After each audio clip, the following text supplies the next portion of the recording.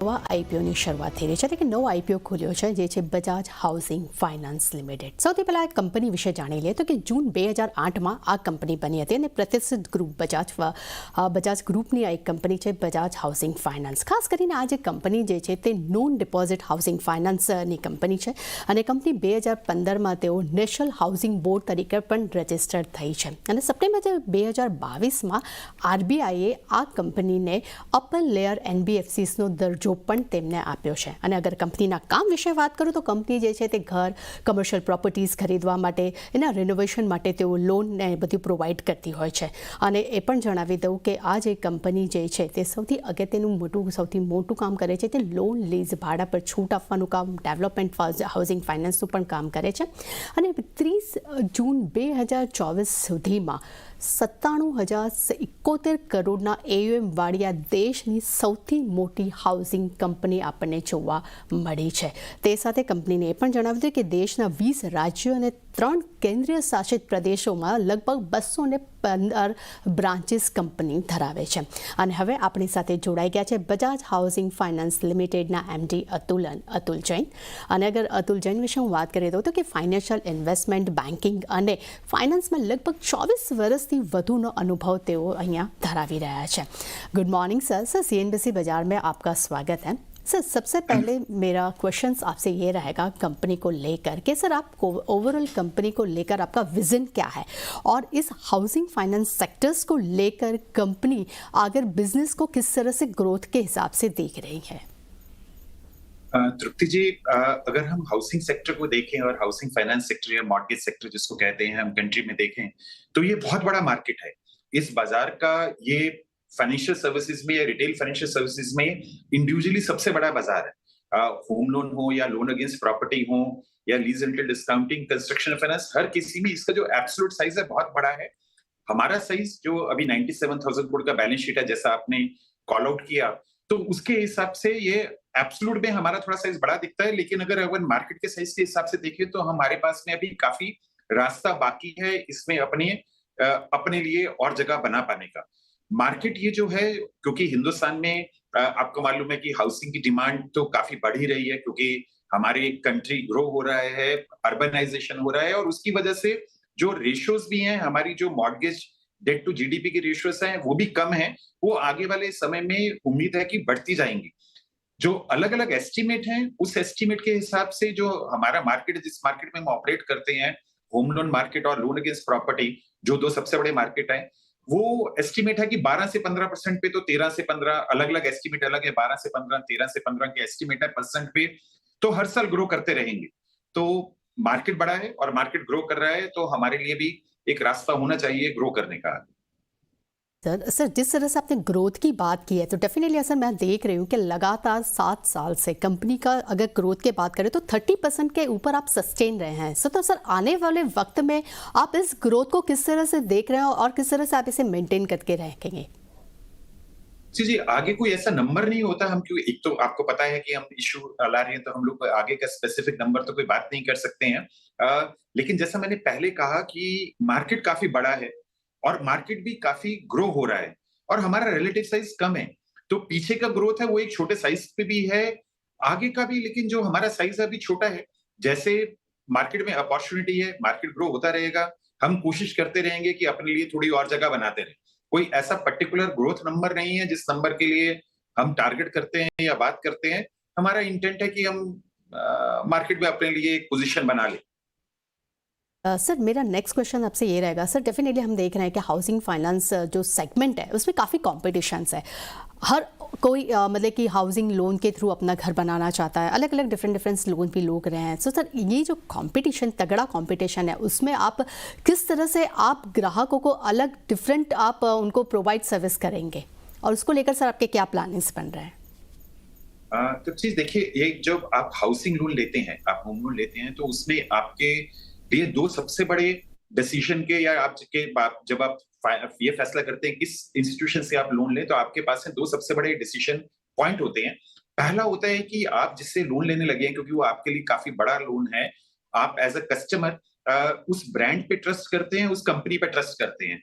वहां जो हमारा पेरेंटेज है, जो बजाज ग्रुप का पेरेंटेज है, क्योंकि बजाज ग्रुप हिंदुस्तान में 90 साल से एक हेरिटेज ब्रांड है, लोगों को पता है, लोगों का विश्वास उसके साथ जुड़ा हुआ है।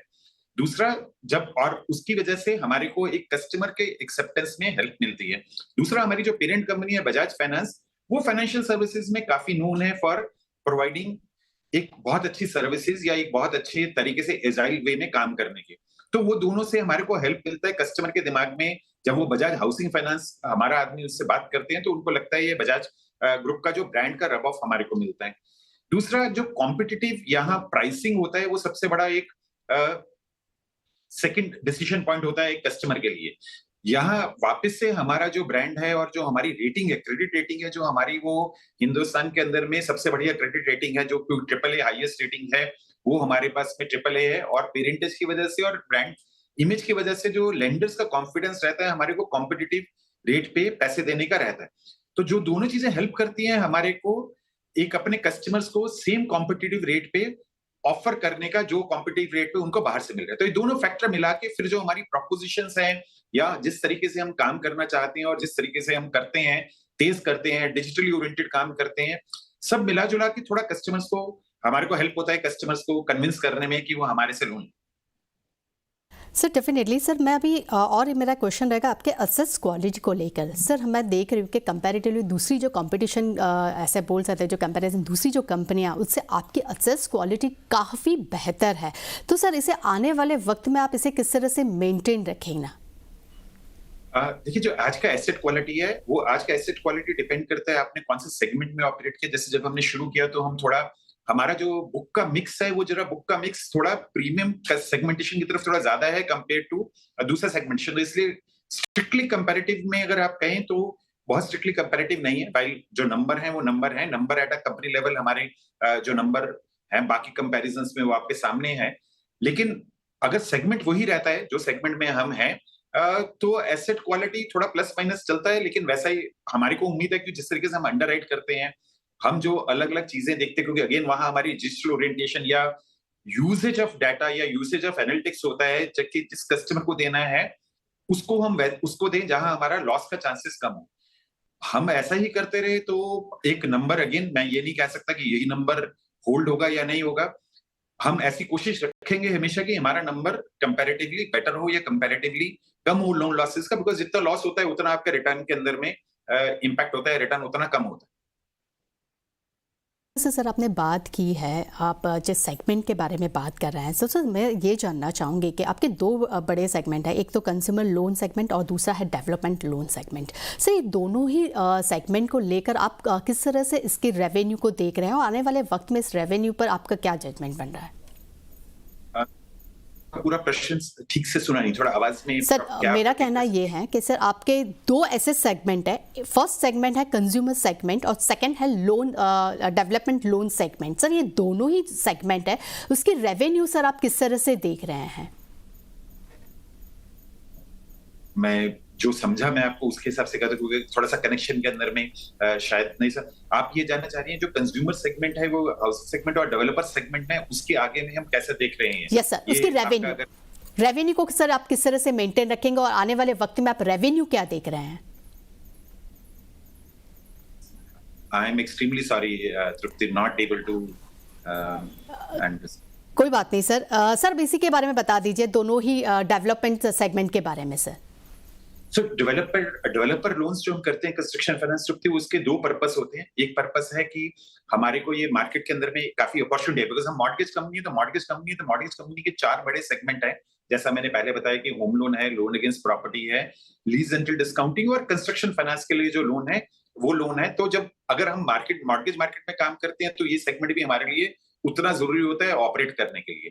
दूसरा, ये सेगमेंट से हमारे को हेल्प मिलता है काम करके, क्योंकि ये सेगमेंट हमारे लिए फनल बन जाता है जो मेन हमारा होम लोन का बिजनेस है। क्योंकि इस मार्केट में काम करने की वजह से हमारे पास में इंट्रोडक्शन हो जाता है। हम लोग डेवलपर्स क्योंकि जो प्राइमरी घर बनाते हैं और बेचते हैं, उनके यहाँ हमारे को पहचान होता है और हमारे को हेल्प होता है कि हम उनके यहाँ अपने होम लोन प्रोडक्ट भी ऑफर कर सकें। तो ये सेगमेंट आज और पीछे मार्केट में पिछले 2-3 साल से काफी अच्छा चल रहा है, क्योंकि आपको पता है कि पूरा हाउसिंग कंस्ट्रक्शन में बूम है, सेल्स अच्छा है, जो ऐसा उम्मीद है कि थोड़ा आगे अच्छा चलेगा। तो ये सेगमेंट जैसा ये सेगमेंट में इसलिए हम दोनों कारण की वजह से हम मौजूद हैं। और हम मौजूद रहेंगे, दोनों होम लोन फनल की वजह से एंड और यहाँ से हमारे को क्योंकि ये सेगमेंट रिटर्न के लिए भी एक अच्छा है सेगमेंट हमारी कंपनी की। ओके सर, मेरा लास्ट क्वेश्चन आपसे रहेगा। सर, मैं देख रही हूँ कि एक जो फ्रेश इशू है वो 3,560 करोड़ का है, सामने ओएफएस है यानी कि ऑफर फॉर सेल्स है वो 3,000 करोड़ का है सर। तो सर इस लेवल में मैं ये जानना चाहती हूँ कि ऑफर फॉर सेल्स के हिसाब से कितने इन्वेस्टर्स यहाँ पे सेल कर रहे हैं, और जो फंड्स आपको मिल रहा है उस फंड का आप यूज़ कैसे करने वाले हैं? तृप्ति जी, जो ऑफर फॉर सेल है हमारी कंपनी है जो अभी 100% सब्सिडरी है बजाज फाइनेंस की। तो जो भी ऑफर फॉर सेल है वो शेयर्स बजाज फाइनेंस से आ रहे हैं क्योंकि 100% शेयर अभी बजाज फाइनेंस से ही ओन्ड है। जो लिस्टेड कंपनी है तो in that sense Bajaj Finance का ही Bajaj Finance offer for sale कर रहा है। जो हमारा जो हम प्राइमरी इश्यू रेज कर रहे हैं जो 3,560 करोड़ का है, हम लोग ग्रोथ करते हैं हमारे पास में ग्रोथ की, क्योंकि जब भी हम ग्रो करते हैं तो एक लेवरेज दोनों मिक्स ऑफ डेट और इक्विटी का रिक्वायरमेंट होता है। जो हम लोग प्राइमरी कैपिटल रेज कर रहे हैं वो कंपनी के आगे बिजनेस को बढ़ाने में और कंपनी की आगे की कैपिटल नीड्स को ऑर्गेनिक वे में ग्रो करने के लिए यूज होगा। Okay, thank you so much sir हमारे साथ जुड़ने के लिए और काफ़ी डिटेल्स हमारे साथ शेयर करने के लिए। तो सर, जब तक अपने बजाज